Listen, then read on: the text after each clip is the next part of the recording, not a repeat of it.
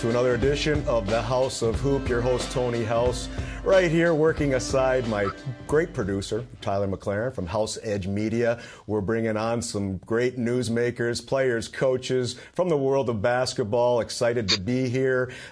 Hey, there's no better place to be than Ottawa right now this weekend as we're trying to preview the Wilson Cup as the Ottawa UGGs are going to host some of the top programs in the nation. And the top program in the nation is Carleton University Ravens, and someone who's going to make a lot of noise this weekend, or hope so, will be three-time Player of the Year Phil Scrubb. He's won 4 national championships, National Rookie of the Year. Really pleased to be joined by you, Phil. Thanks for taking the time. Hey, thanks for having me. So obviously, just to, again, acquaint yourself with the viewers, obviously a lot of people know a lot about you and the career that you've had, but you came out of Richmond, BC. Were you heavily recruited? By a few CIS schools, mostly in BC. And then obviously my brother was already at Carleton, so he came to Victoria for a tournament, and I talked to him a bit after that. So that's how I kind of got into Carleton. So joining the brother Thomas was obviously a huge thing. But what other things did you consider when coming to Carleton? I just heard about the success of the program, and we talked about my goals to play professional after, and Coach Smart stressed that there was a lot of focus on individual development during the summer and stuff like that. And also I saw when Tommy came back after his first year, I saw how much better he had gotten, and I realized that the kind of process works here, and that's what I wanted to be a part of. And if someone asked you, in one or two words, or maybe even in a sentence, to describe the Carleton program, what would that be, and why do you think it's so successful? I just think competitive. Like every practice, we try and do every drill where there's a winner and a loser, because we know that's how it's going to be every game, and we want to work on, if we're not competitive coming in, we want to try to develop those skills, because we believe here that's kind of the most important skill in basketball. If you're competitive, then you're gonna train, you're gonna take every drill seriously, you're gonna take every possession seriously.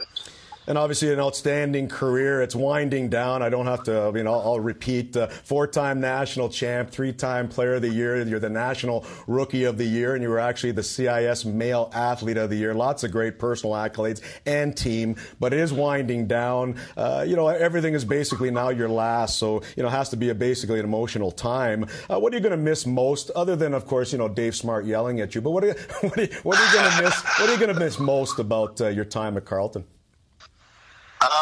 Mostly just the team atmosphere. Like, everyone's really, through my 5 years, we've had really close teams, and everyone kind of gets along, and just kind of having those guys that have your back every day, and during basketball and outside basketball. And I'm I'm going to miss the team and kind of the program in that regard. And I've heard a lot of stories when guys go play pro, the teams aren't that close. Everyone's a little more individualistic, and obviously they don't know each other that well. So I just miss the kind of team aspect and being around the guys, I think.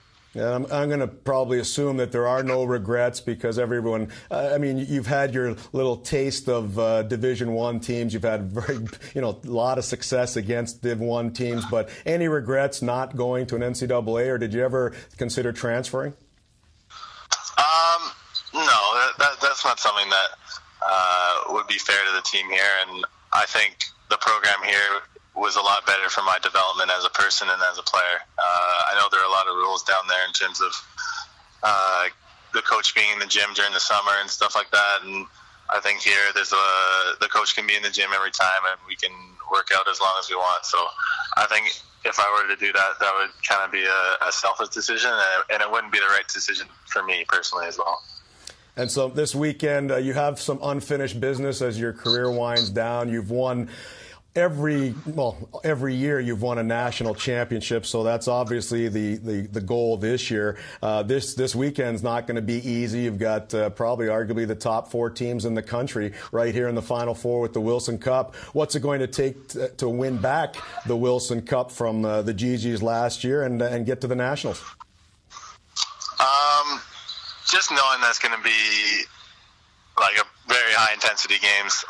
It's a lot. The teams we're going to play have a few fifth-year guys as well, so it's their kind of last chance as well. So they're going to want it just as much as us, and we're going to have to come in. Obviously, on the road, it's going to be a lot tougher to win games in other teams' gyms. So we just got to play aggressive and not kind of back down to their kind of intensity and physicality.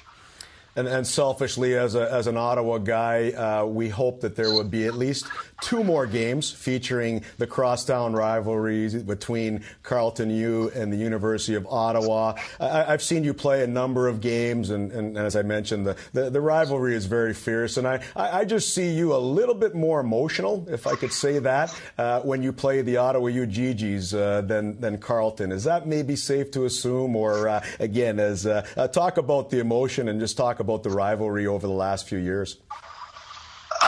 Yeah, those games are definitely pretty emotional.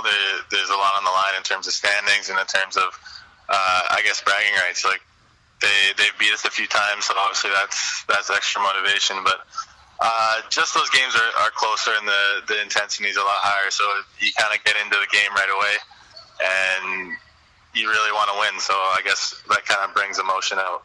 But, yeah, the rivalry has been great over the years. They've really kind of stepped up and caught up to us since I've been here. So it's good to have that push to kind of not make us complacent.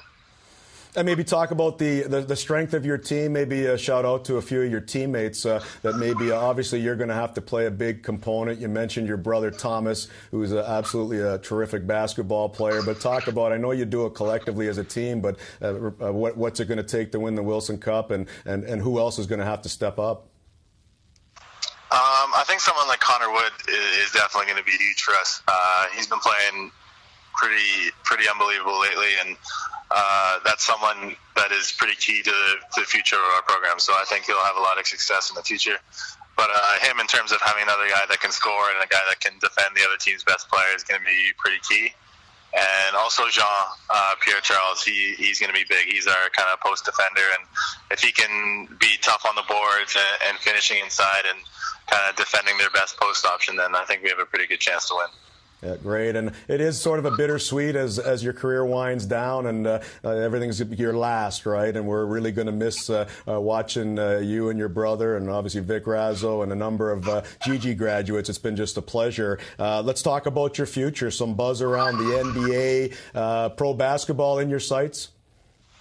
Yeah, I definitely hope to play after.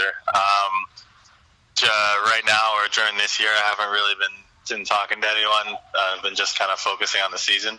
But I guess as soon as the season's done, I'll sit down with Coach Smart, and we'll talk about what he thinks and where he thinks I should look and who we should talk to and stuff like that. But yeah, right now I'm just kind of focused on the season and trying to get things done, and then I can kind of look towards the future of it.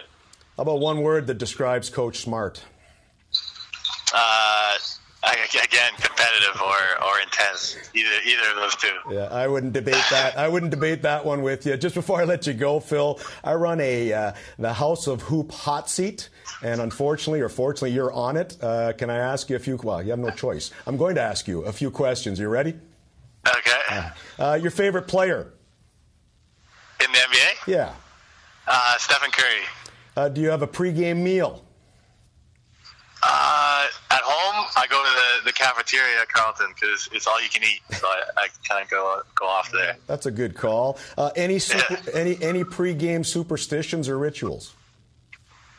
Not really. I'll do some ball handling before the game, just in our change room when I'm sitting down and stuff like that. But other than that, nothing too serious. Someone you'd love to meet, either past or present? Definitely Michael Jordan. Definitely Michael Jordan. I grew up kind of watching him, and he just seems like an interesting guy. I'd like to kind of talk to him a bit. Yeah. And the toughest player you ever faced? My dad, for sure. When I was younger, he used to kind of beat up on me a bit in basketball. So actually, yeah, he was tough. Yeah, me and you both, my friend. He's got one of my national championships. He beat us in the semifinals when I was at Manitoba, and he was Vic. Great man, and I'm sure he's proud of his 2 sons. A great family going on. And again, all the best to you, not only this weekend in your pursuit of the Wilson Cup and national championship, but in years to come. You're a great character guy, and all the best, Phil. Really appreciate it.